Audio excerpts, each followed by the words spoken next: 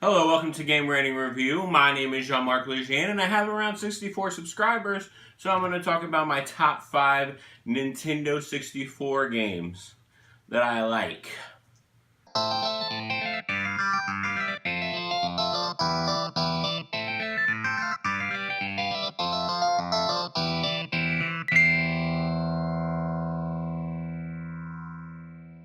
So before I get into my list, I'm going to tell you 2 of my honorable mentions.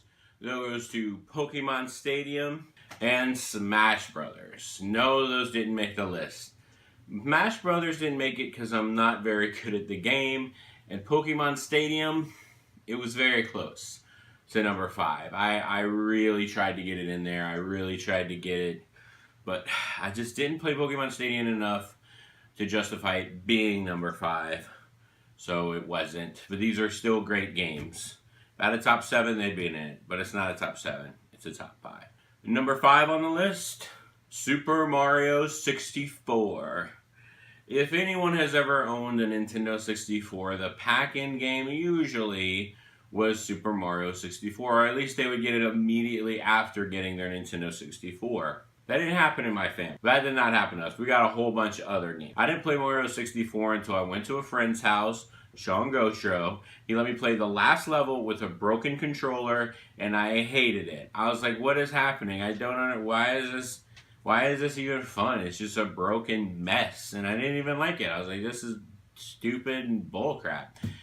And then it wasn't until later, whenever I was like at a friend's house and he had the game, and I was like another friend's, or like at a family member's house. I don't remember. I was at someone's house, and I started playing it, and I was like, oh, and I understood the jumping mechanics. I understood how we ran around, because before, like, one of the directions on the Nintendo pad wasn't working, or controller stick, and it made sense, and it all came together, and I understood why it was a fun game. So Mario 64, it's number 5. Number 4, Star Fox 64.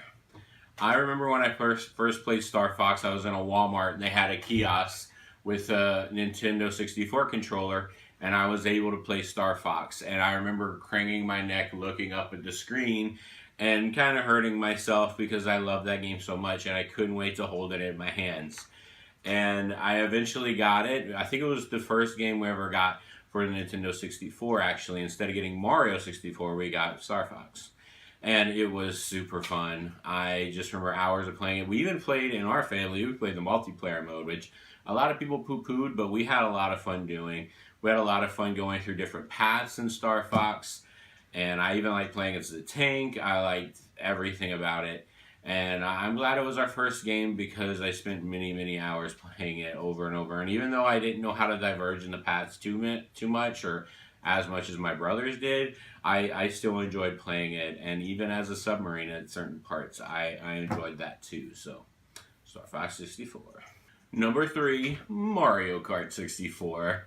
The hours I've spent playing Mario Kart with countless people. It's crazy. I rarely ever played one player on Mario Kart. I think there was always another person playing Mario Kart with me at any given point.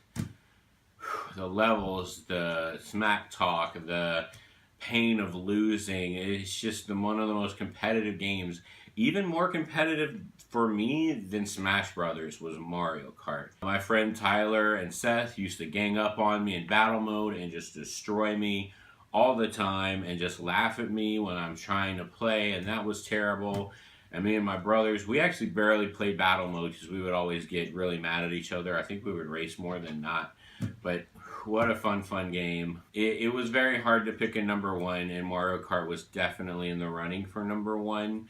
Just because of time spent with friends on this game was by far and large the most played one.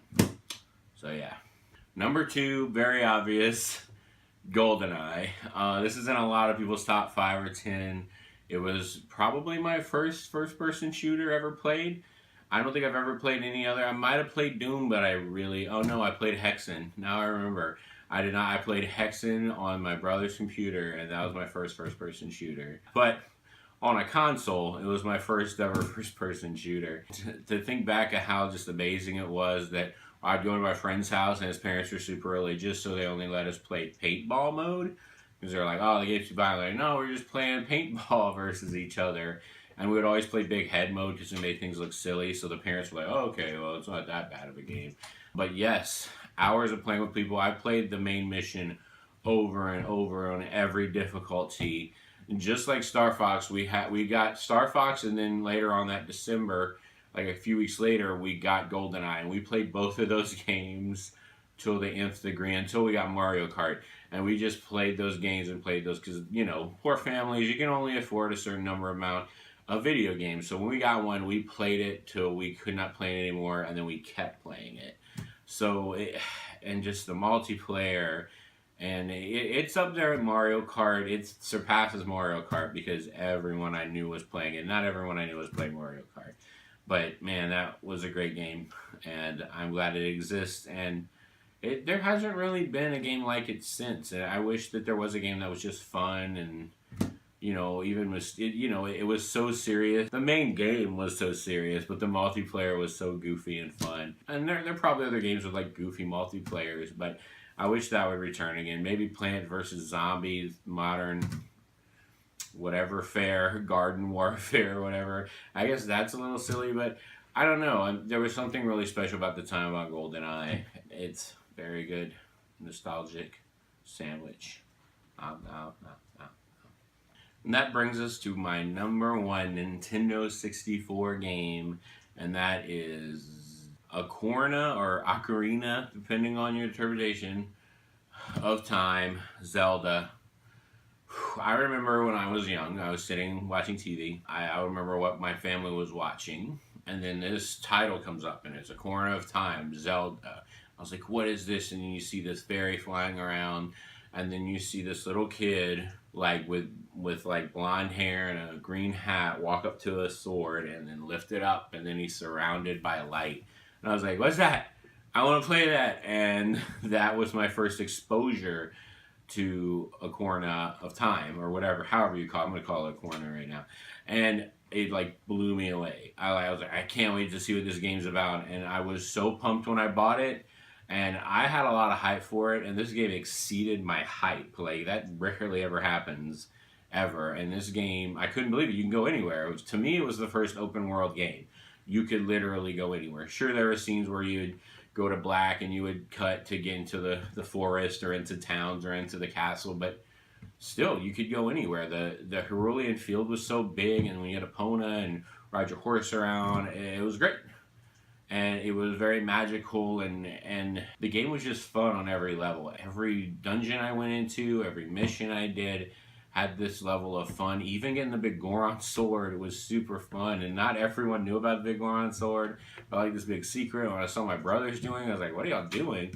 And I think I beat the game once before without even knowing about the big Goron sword, and then when I played it a second time around, I did it, and it was so much fun. I never caught all the Skulltula, the Skull people. I never caught all those, my brothers did. But I was like, I just love beating and playing this game, and it's super fun.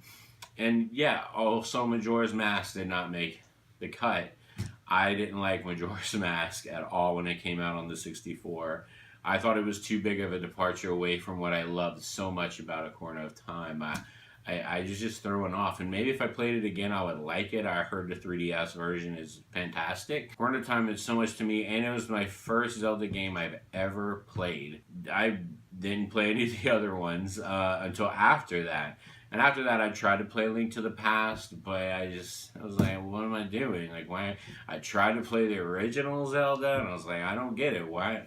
Where is everything? Why? You know, I think I liked having my handheld in a Zelda game to a certain extent, and so therefore the 3D Zelda games are my favorite line of games. I don't really like the top-down Zelda games, which a lot of people think is a crime, but sorry, that's how I grew up, and that's what I grew up playing. And Wind Waker is a close second to one of my Zelda, but I'll make a list of my top Zelda games as soon as Breath of the Wild comes out. Thank you for watching Game Rating Review. Please lightly hit that like and subscribe button.